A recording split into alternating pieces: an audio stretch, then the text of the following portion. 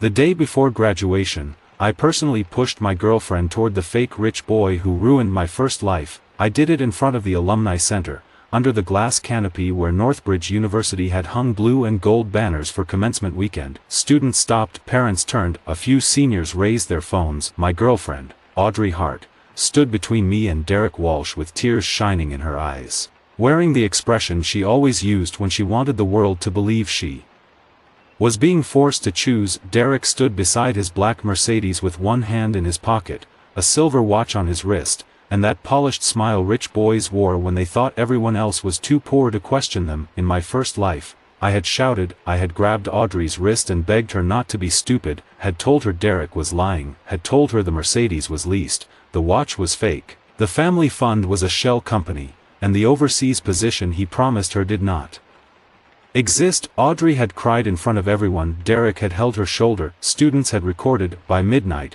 the story was everywhere. Ethan Miller humiliated himself before graduation. Ethan was jealous. Ethan could not accept that Audrey chose someone better. Ethan tried to destroy her opportunity because he could not control her anymore. 2 weeks later, Audrey and Derek used that story to push me out of my own venture project. 3 months later, Derek's fake fund collapsed. 6 months later, investors started asking where the actual technical system came from. Audrey cried in a university hearing and said I had pressured her into sharing my files. Derek said I had voluntarily contributed early research and then became unstable when Audrey left me. The university believed enough of it to freeze my graduate research offer. The accelerator withdrew my slot. Professor Harper fought for me, but Derek's father still had donor influence then, and I had given them too much private access, too many shared drafts, too many late-night emails written like favors instead of boundaries. My name was not completely destroyed, that would have been cleaner. Instead, it was stained. People stopped saying I stole, they said it was complicated. Complicated is what powerful people call a lie when they want the victim to share the blame. That was my first life. It ended years later,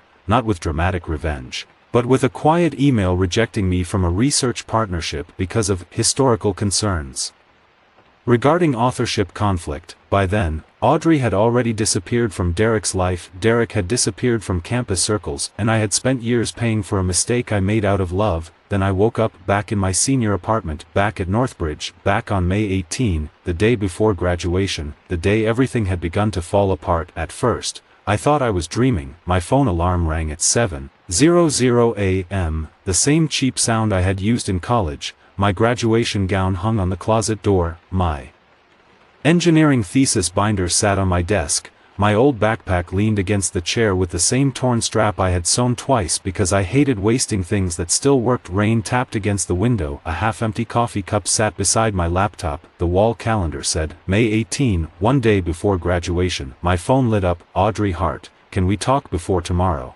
I don't want us to end badly. My hand went cold. I read the message once, then again, then a third time. In my first life, I had replied immediately, of course. Where are you?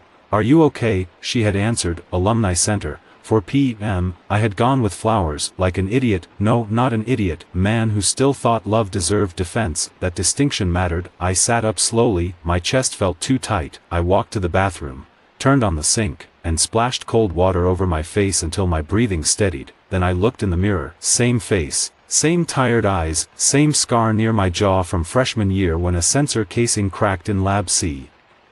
Same Ethan Miller, but not the same man, had already lived the consequence of mistaking warning for rescue. I had already learned that you cannot save someone who needs your truth to be wrong so their fantasy can stay beautiful. Audrey did not want to know Derek was fake, she wanted Derek to be real. That was the difference that destroyed me the first time. This time, I would let her have exactly what she wanted. I picked up my phone and replied, sure, Alumni Center, 4 p.m. Then I opened my laptop.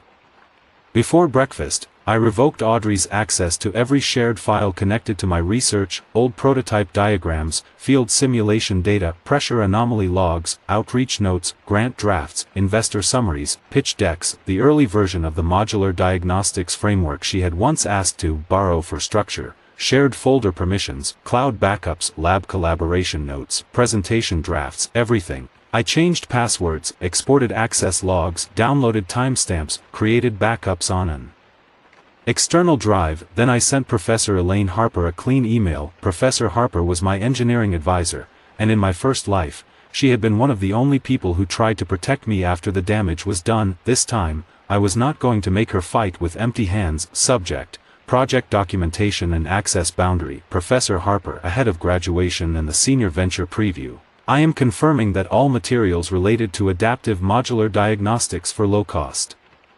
infrastructure systems remain under my authorship, and the documented technical contribution record in Lab C. I have revoked informal shared access to draft materials previously used for peer discussion. No outside venture team or student organization is authorized to use my technical diagrams, field simulation data, prototype logs, or funding materials. I am preserving access logs and current versions for record clarity. Best, Ethan Miller. I read it 3 times. No emotion, no accusation, no Audrey, no Derek. Just record. I sent it. Professor Harper replied 11 minutes later. Received. Keep all logs. Do not discuss project ownership privately with anyone today. That was Professor Harper's version of saying she knew a storm was coming. I almost laughed, then my hand started shaking. Because memory is not a clean thing, knowing what to do does not remove the pain of why you know it. I still remembered Audrey from before Derek, the Audrey who fell asleep over flashcards in the library basement, the Audrey who cried when her first internship application was rejected and said I was the only person who made failure feel survivable, the Audrey who wore my hoodie while I explained statistics to her at 1:00 a.m., the Audrey who told me that when we graduated, she wanted to stop hiding and finally let the world know. In my first life, I believed that meant me. Now I knew she meant whoever could take her farthest. At noon, Mike Reynolds knocked once and came in before I answered. He carried 2 coffees, a breakfast sandwich, and the chaotic energy of someone who had no idea the universe had reset but would still be personally offended by it. He looked at me, then at the external drive, then at the open access logs on my screen. What happened? I said. Audrey is choosing Derek today. Mike froze with 1 coffee halfway to his mouth. Derek Walsh. Yes, the counterfeit yacht boy. I looked at him. You know. Mike stepped inside and shut the door. Ethan, everyone with Wi-Fi, basic curiosity, and an allergy to cologne knows something is off with that man. I stared at him. In my first life, Mike had found proof 2 days too late. After I shouted, after Audrey cried, after Derek smiled into 3 different phone cameras and let the rumor do its work. This time, I asked carefully, what do you have? Mike put the coffees down like a surgeon preparing tools. Oh, I have vibes, and receipts, mostly receipts. He opened his laptop. First, the Mercedes. Everyone says he owns it. He does not. The dealer posted it as part of a promotional student entrepreneur package. Derek leased it short-term through a business school alumni connection. Then framed it online like a family car. He clicked to screenshots, the same black Mercedes, dealer plates partially visible under a vanity frame, a post from Derek, weekend drive, family office errands, another post from the dealership, accidentally including the same VIN in the background of a promotional image. Mike continued. Second, the watch. He calls it a limited Swiss piece. It is a replica, wrong clasp, wrong rotor engraving. Watch forum people destroyed him in 12 minutes. He clicked again. Third, Walsh Capital Partners, registered 9 months ago, co-working address, no investment advisor filing, no fund registration, no assets disclosed. Their executive team photo is from a stock image library called Global Professionals smiling at Windows. I stared at him. Mike clicked 1 more tab. Fourth, his overseas venture program, Walsh Global Pathways, claims partnerships in Cambridge, Singapore, and Berlin. 2 partner logos are unauthorized. 1 program is inactive, and Cambridge Innovation Circle sent a cease and desist email last month. I leaned back slowly. In my first life, I had gathered this information while panicking, scattered, angry. Too late. Mike had it now because Mike had been watching Derek the way engineers watch structural cracks. I said, can you document all of it? Mike's eyes lit up. I thought you'd never ask me to weaponize spreadsheets ethically. Quietly, he sighed. Less dramatic. More admissible. Fine. I looked at the folders on my screen. I don't want to expose him because I'm jealous. Mike's expression softened. Good, because you're not jealous. You're being replaced by a PowerPoint scam in human form. I mean it. So do I. He sat across from me. What happened? You look like you already lived through this. For 1 second, I almost told him, I almost said, I did, I lived through the worst version of today, you tried to help me after it was too late, Audrey cried in a hearing. Derek lied, I lost everything, years passed, then I woke up here. But even Mike had limits. If your best friend tells you he traveled back in time, you either call a doctor or become a podcast. So I gave him the useful part. If I react emotionally today, they will use it. If I warn Audrey privately, she will twist it. If I accuse Derek without process, he becomes the victim. Mike nodded slowly. So we let him present himself, yes. And then we let documentation do what violence cannot. I looked at him. That was unusually elegant. He shrugged, I contain multitudes. At 3:45 p.m., I walked toward the Alumni Center. The campus was dressed for graduation, blue and gold banners hung from lampposts, families were already arriving with flowers and camera bags, seniors crossed the paths in wrinkled gowns, laughing too loudly because endings make people pretend not to be scared. The old stone buildings looked warm under a thin layer of sunlight after the morning rain. Northbridge University had been my whole world for 4 years. In my first life, it became the place where people whispered when I passed. This time, it looked exactly the same. That made me angrier than I expected. Places do not apologize for what happened inside them. You have to rebuild your own meaning. The Alumni Center stood at the edge of the main quad, all glass, steel, and donor names engraved on stone.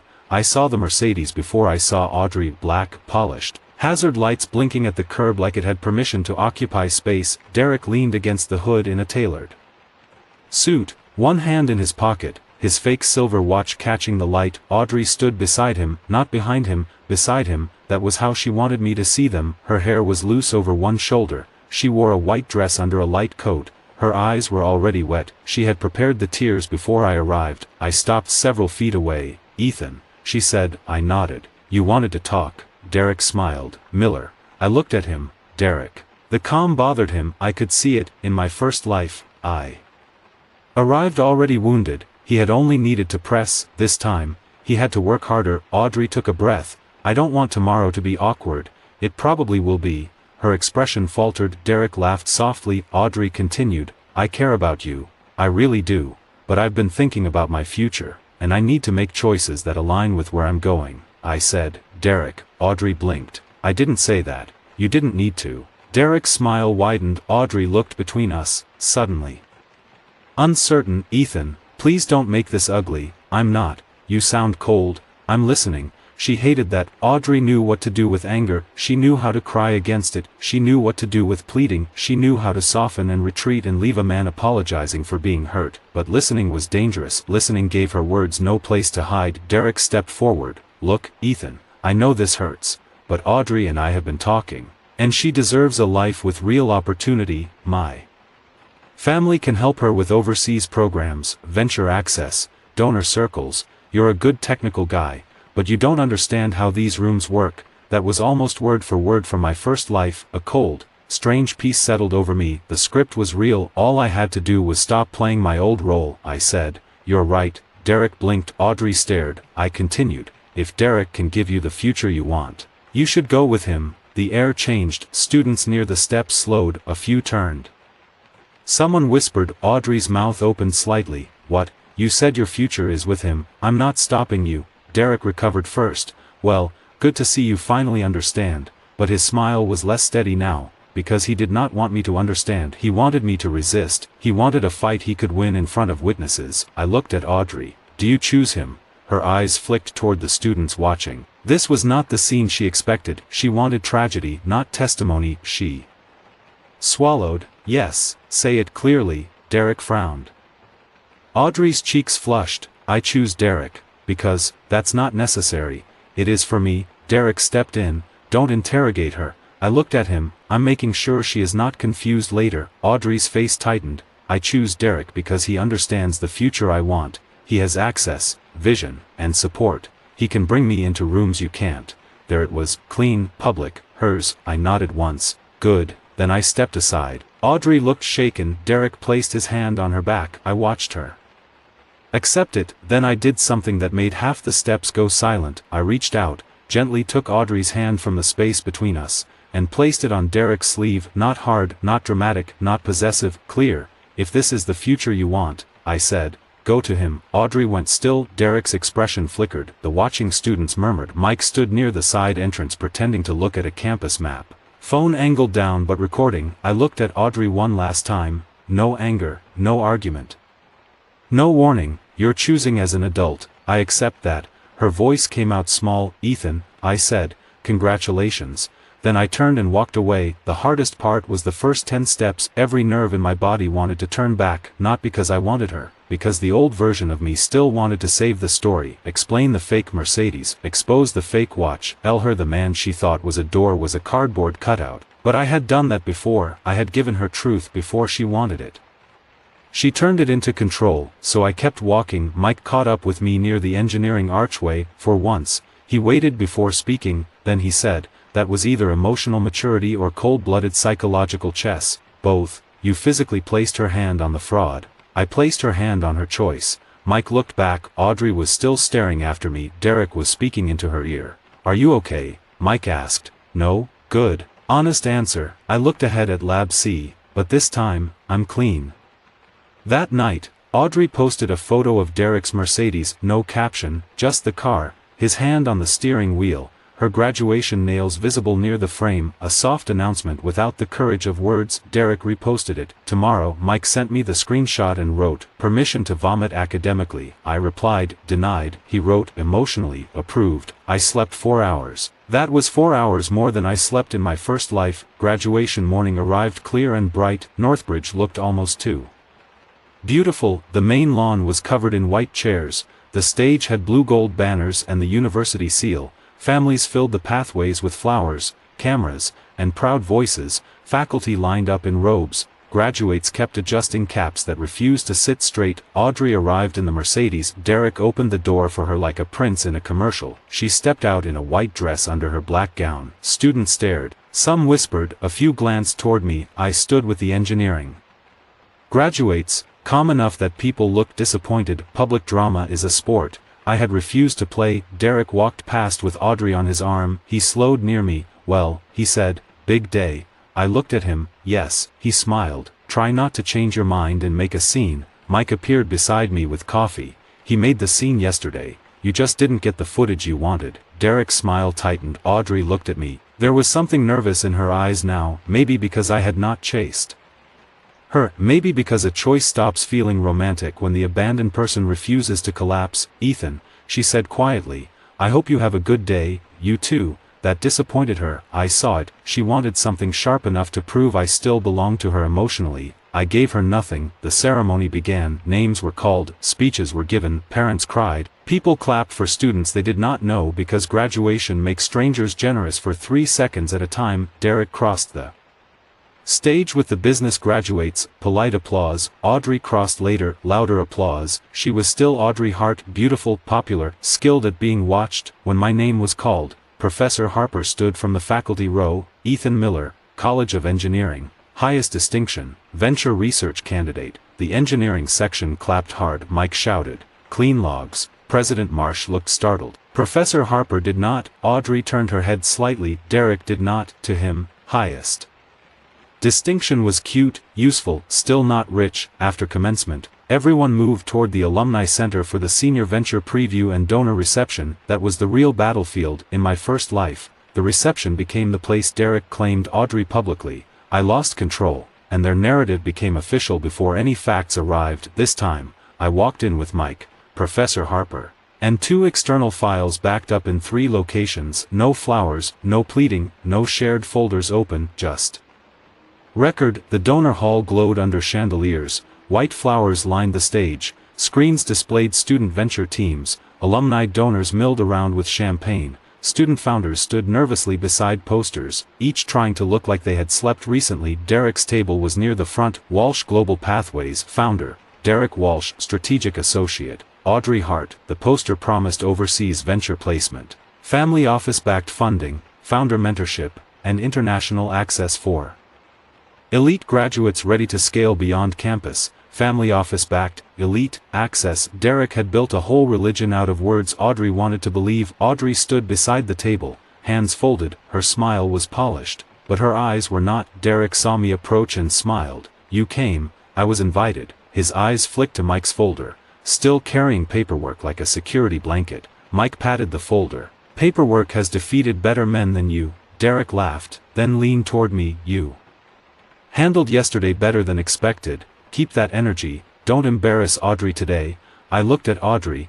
Are you embarrassed? She hesitated. Derek answered for her. She's moved on. That wasn't the question, Audrey said quietly. I'm fine. She was not, but that was no longer my responsibility. President Marsh took the stage. Welcome, alumni, trustees, student founders, families, and venture partners. Today's senior venture preview celebrates the initiative, creativity, and ambition of our graduating class. She spoke about innovation, community, research, leadership, all the words universities use when donors are listening. Then she said, our first presentation comes from Derek Walsh of the Business School, founder of Walsh Global Pathways. Derek walked onto the stage with Audrey beside him. His confidence returned under lights. That was where people like Derek lived best, not in work, in lighting. He took the microphone. Good afternoon. Walsh Global Pathways was created to connect elite graduates with international entrepreneurship opportunities through private capital, family office partnerships, and cross-border venture mentorship.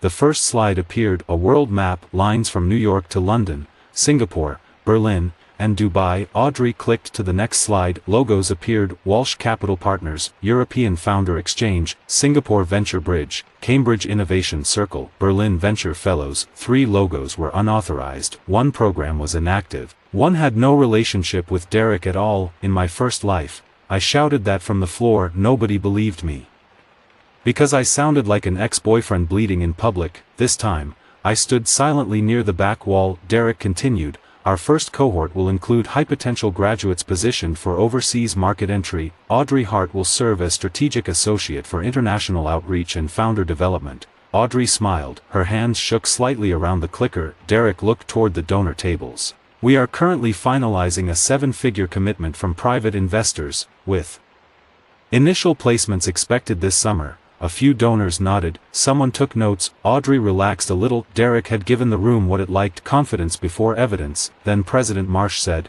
thank you, Derek. We'll open the floor to questions from the advisory panel. A man in a gray suit near the front raised his hand. Martin Keene, real venture attorney, real due diligence specialist. In my first life. Derek avoided him until after the damage was done. In this life, Professor Harper had made sure he was on the panel. Keene spoke calmly. Can you clarify which family office has committed capital? Derek smiled. Walsh Capital Partners. Keene looked down at his notes. Is Walsh Capital Partners registered as an investment advisor, family office, private fund, or holding company? Derek paused. It operates as a private family vehicle. Under what legal entity? Derek's smile tightened. We are not disclosing structural details publicly.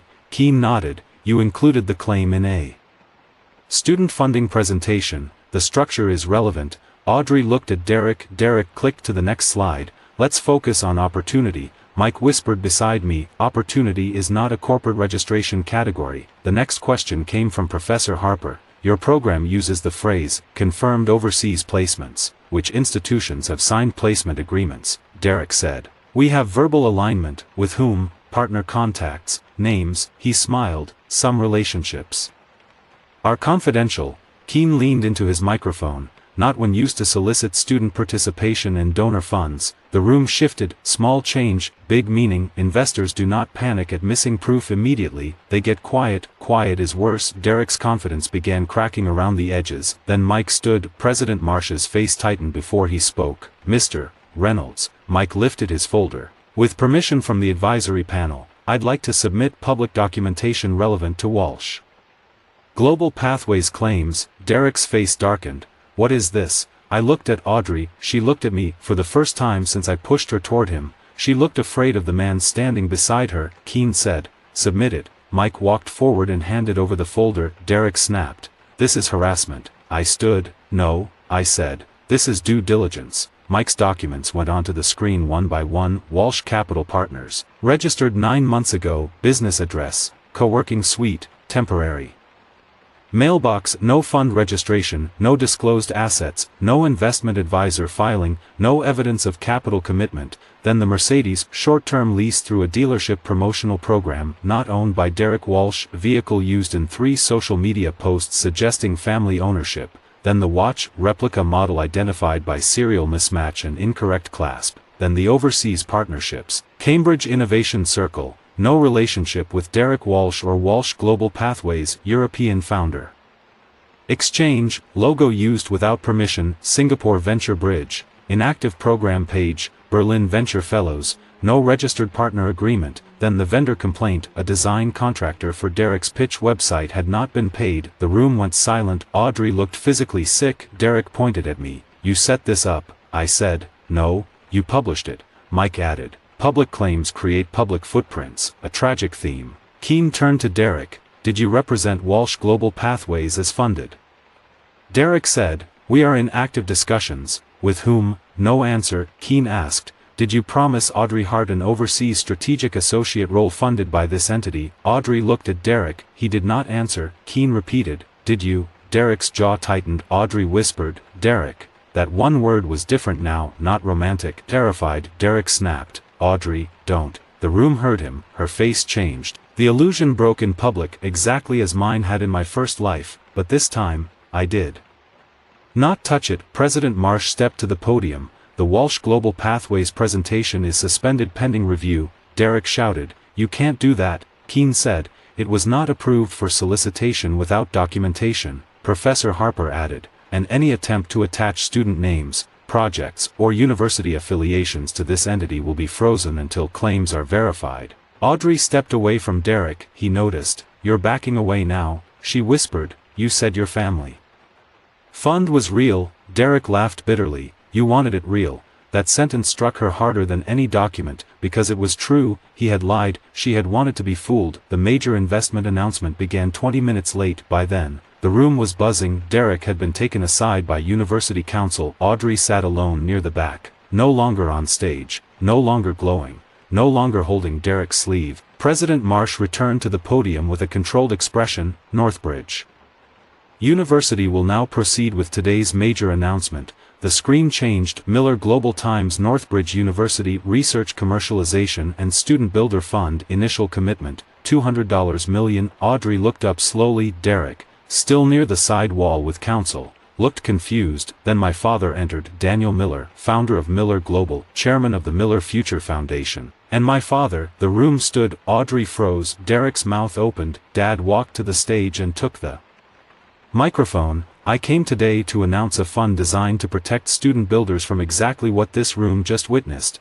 The silence became absolute. Dad continued, "Students should not be asked to trade their names, projects, or futures for fake access. They should not be dazzled by borrowed symbols. Real investment begins with verified work." He turned toward me. "My son, Ethan Miller, helped design the contribution integrity policy for this fund after seeing how easily young builders can be pushed aside by people selling status."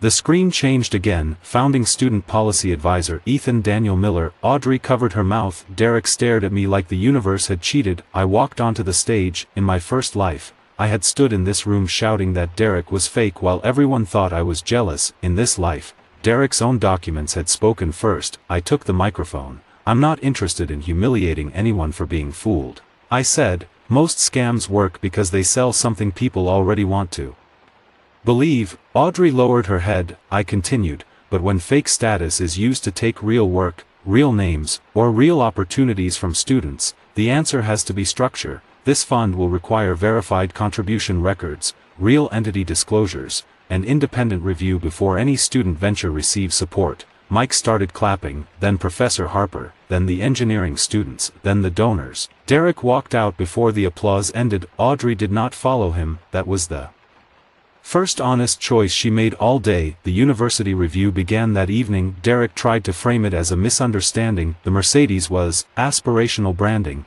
The watch was a gift. Walsh Capital Partners was early stage. The overseas partnerships were relationship conversations. The unpaid vendor was a billing dispute. The fake placement role promised to Audrey was conceptual. Every lie became softer when forced into official language. but soft lies are still lies. Martin Keene submitted a memo before midnight. His conclusion was short: Walsh Global Pathways is not currently a verified investment or placement entity.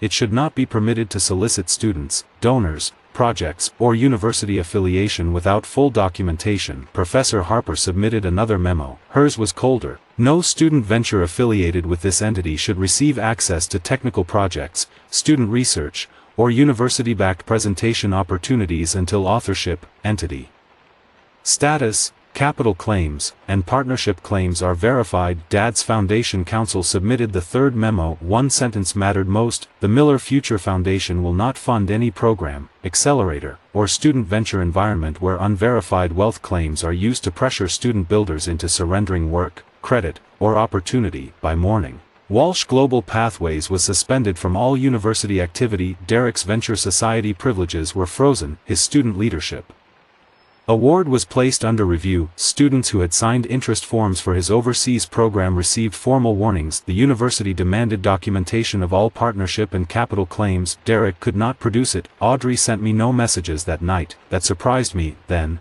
at 8:12 a.m., she sent one. Did you know? I stared at the screen. 2 words. Not, I'm sorry. Not, are you okay? Not, I should have listened. Did you know? I typed, yes. She replied almost immediately. Why didn't you tell me? I looked at the message for a long time. In my first life, I had told her, had screamed it, I had begged her to understand that Derek was using her. She chose his lie anyway because his lie was prettier than my warning. This time, I wrote, you made your choice before you wanted the truth. She read it. No reply. Later that day, Professor Harper called me into her office. She sat behind her desk with 3 folders stacked neatly in front of her. Her office smelled like coffee, paper, and judgment. Sit, she said. I sat. She studied me. You handled yesterday differently than I expected. I said, differently than I would have before. Her eyes narrowed slightly. Professor Harper noticed language the way radar noticed storms. Before what? I paused, then said, before I understood that warning people can become another form of giving them control over your life. She leaned back. That sounds like an expensive lesson. Yes. She opened the first folder. Your project records are clean.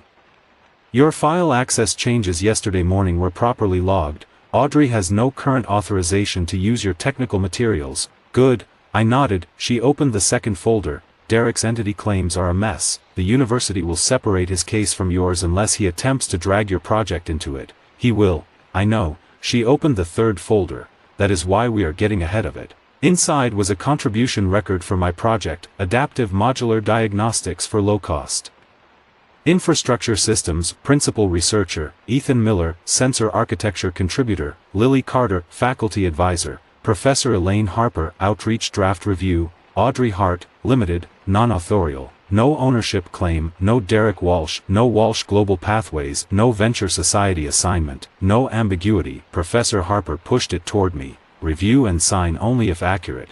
I read every line, then signed. She nodded. That is how adults handle ownership. I almost laughed. I could have used that sentence earlier in life. She looked at me for another second, then said, most people could. The formal conduct review took 12 days. Derek's defense changed every 3 days. First, he claimed people misunderstood his presentation, then he claimed the university had approved his wording, then he claimed Mike's documents were biased, then he claimed I had orchestrated the exposure because Audrey left me. That last one almost worked, not legally, socially. It was an easy story. The rich heir humiliates the man his girlfriend chose. People love that, but the timeline protected me. I had not exposed Derek when Audrey chose him. I had not posted, had not confronted, had not warned her privately and then used that conversation later, had revoked my files before the meeting. I had accepted her choice publicly. Derek's presentation failed under panel questions before I said anything beyond due diligence. His claims were public, his documents were public, his lies were structural. The review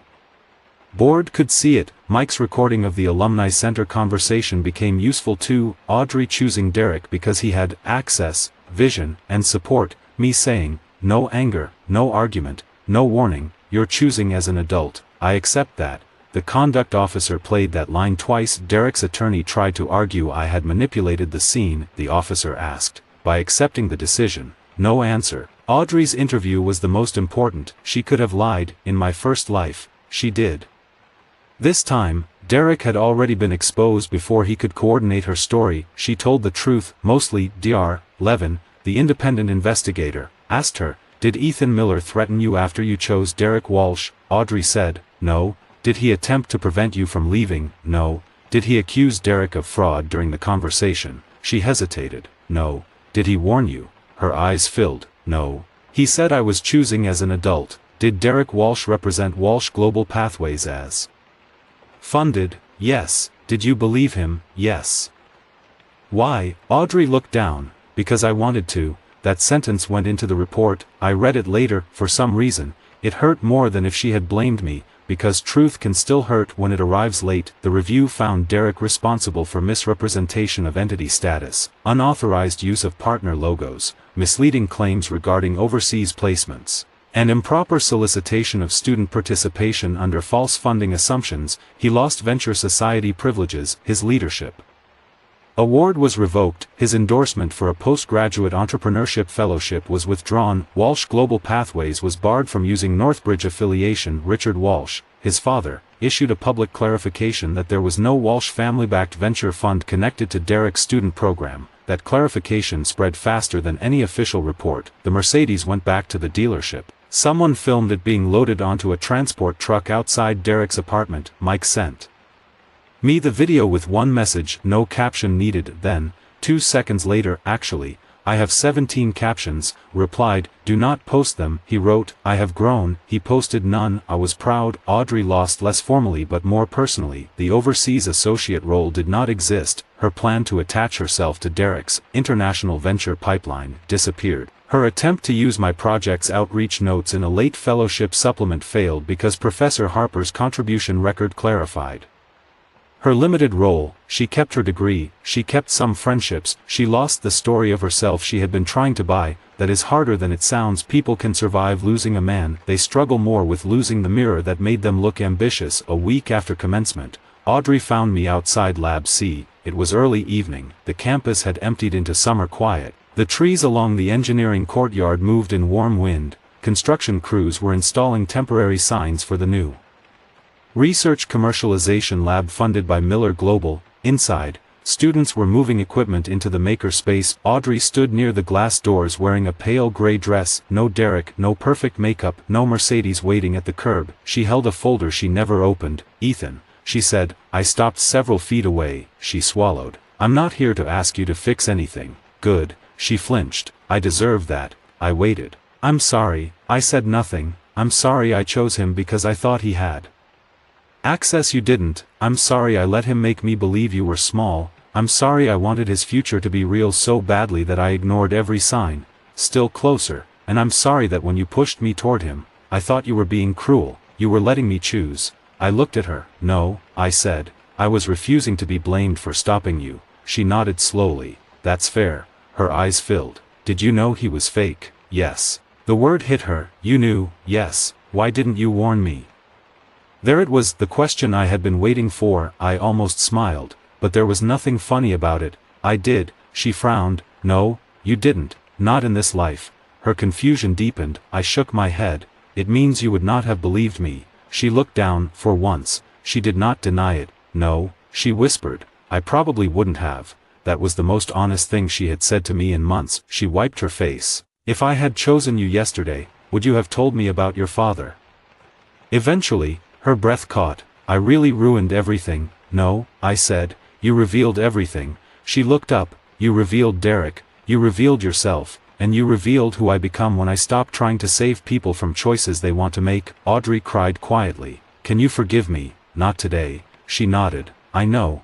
Then she asked, "Do you hate me?" I thought about my first life, the hearing, the lost offer, the ruined name, the nights replaying every moment, wondering why love had not been enough to make someone believe me. Then I looked at the woman in front of me. In this life, she had not destroyed me, because I had not handed her the tools. "No," I said, "I'm done making you that important." She closed her eyes. That hurt her more than hate would have. Hate still gives someone a room inside you. I had moved out. Audrey walked away. This time, I did not watch until she disappeared. Mike came out of Lab C eating chips. She cried. "Yes." "Did she ask why you didn't warn her?"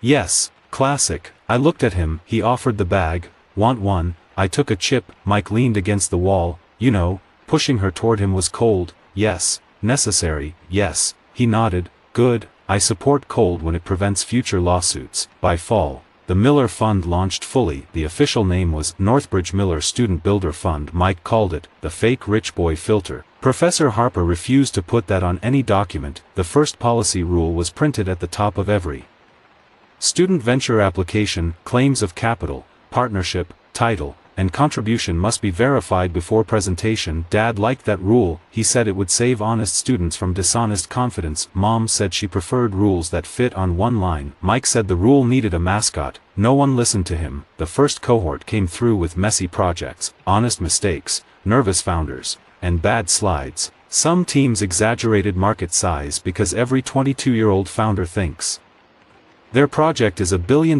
market. After listening to one podcast, some students listed themselves as CEO before anyone had decided who owned what. Some business students used the word vision too many times near people who had written all the code, but now there were checks, real entity disclosures, contribution logs, advisor confirmations, partner verification, capital claim review. No one could use a leased car, a fake watch, and borrowed logos to sell other people a future. Not here, not anymore. That was the real difference between revenge and repair. Revenge would have ended with Derek exposed and Audrey crying. Repair built a system so the next quiet student did not need a time loop to survive. Professor Harper told me that in her office one afternoon. I had been reviewing the first cohort applications when she placed a corrected policy draft on my desk. This is what matters, she said, the policy. The fact that you made your pain boring enough to be useful. I stared at her.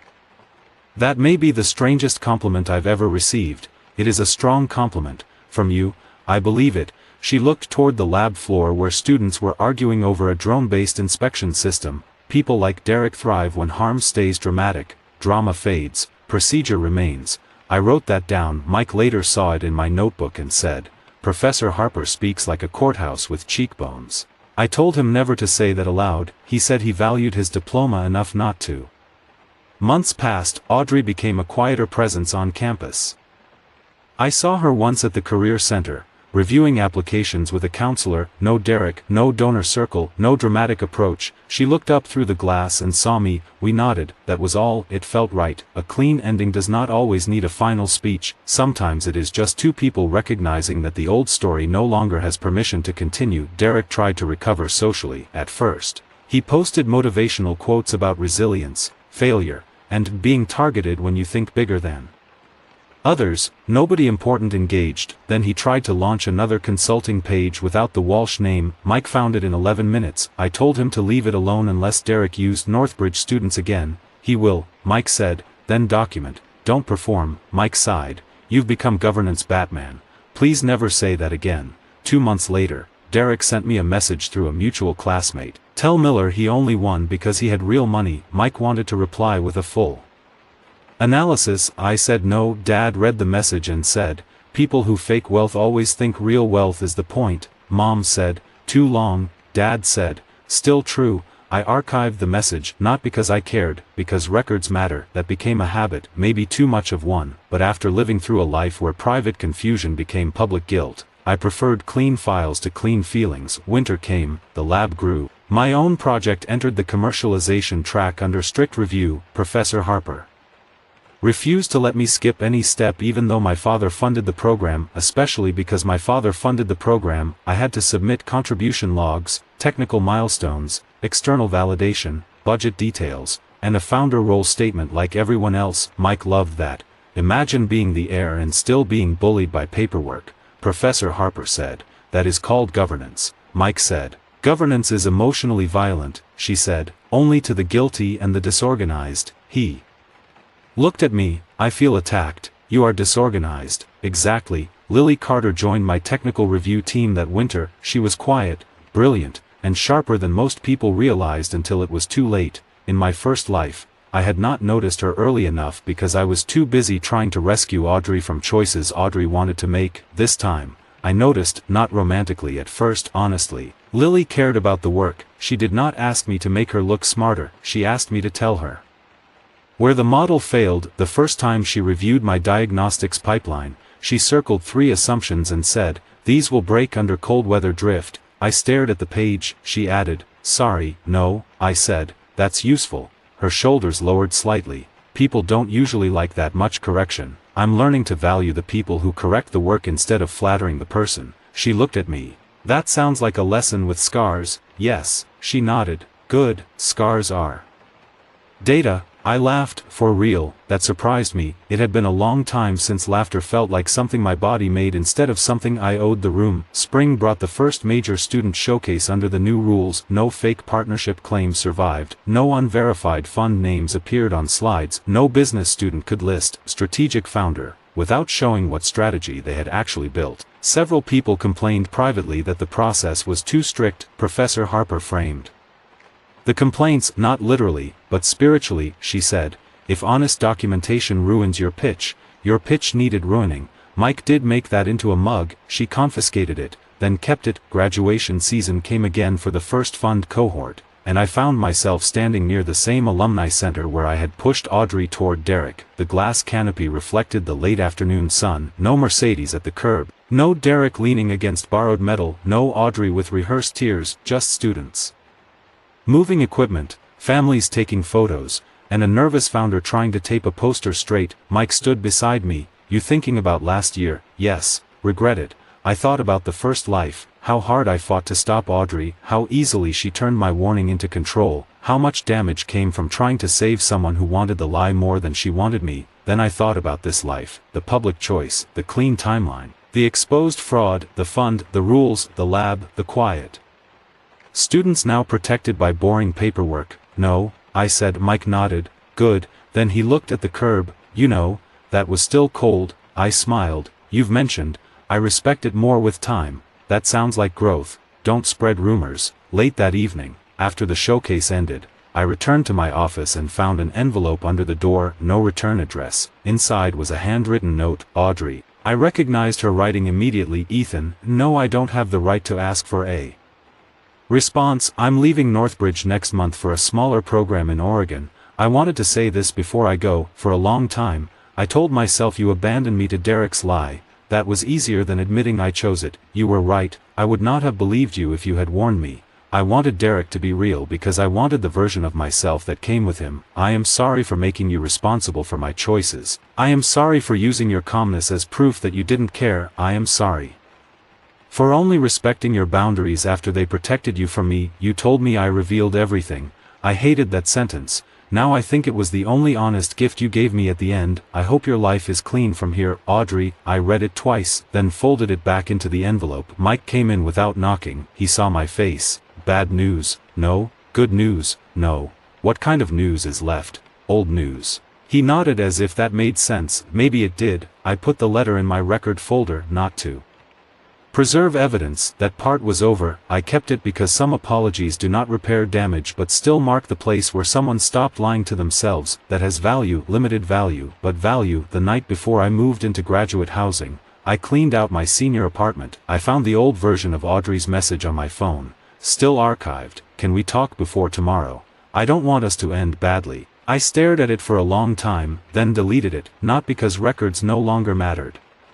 Because this one no longer did. Had enough proof, enough memory, enough lessons. I did not need to keep the hook. I packed my thesis binder, 2 notebooks, 1 external drive, and the cracked mug Mike had given me that said, "Document first, feel later." Terrible advice, useful advice. Dad picked me up the next morning. No convoy, no dramatic entrance, just an old black SUV and coffee in the cup holder. He asked, "Ready?" I looked back at the apartment building, at the place where I woke up into a second life. At the campus path where I had chosen not to save someone from her own choice. At the engineering building where I had rebuilt something better than revenge. "Yes," I said. Dad drove in comfortable silence for several minutes, then he said, "You know, your mother still thinks the fund name is too long." "It is," she suggested. "Builder Fund." "That's better." "I know."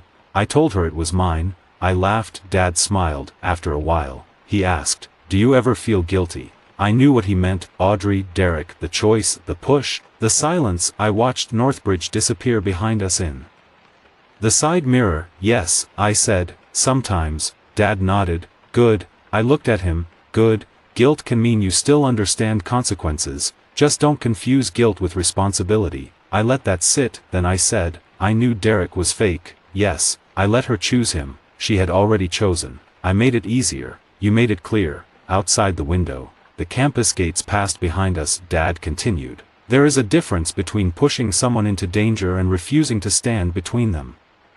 And the door they keep trying to open. I looked down at my hands. In my first life, I stood in front of that door and got crushed when Audrey forced it open anyway. In this life, I stepped aside. Maybe that was cold, maybe that was survival, maybe those two things are not always separate. Years later, people still told the story wrong. They said I exposed a fake rich boy because my girlfriend left me. They said I used my father's real money to crush Derek's fake money. They said Audrey got what she deserved. They said I planned the perfect revenge. They missed the point. Revenge would have required me to still care about winning her audience. What I did was simpler and colder. I stopped arguing with someone who wanted to misunderstand me. I stopped trying to rescue a woman who needed the lie to feel like destiny. I protected my work. I protected my name. I let a fake rich boy stand in the light until the paint melted off. And when Audrey reached for him, I did not pull her back. I placed her hand exactly where she wanted it. In my first life, I tried to drag Audrey away from Derek's lie, and she dragged me into the wreckage with her. In this life, I stepped aside. I pushed her toward the fake rich boy she wanted. I let her choose the Mercedes, the fake fund, the fake watch, the fake future. Then I chose my own. People later called that cruel. Maybe it was. But there is a kind of cruelty in letting adults meet the truth they keep asking for. Audrey thought I abandoned her to a fraud. I did not. I abandoned the role of saving someone who needed my warning to be wrong so her fantasy could feel right. She chose him, I chose myself, and when the fake rich boy's world collapsed under the weight of its own paperwork, I was no longer standing close enough to be buried. That was not revenge, that was rebirth.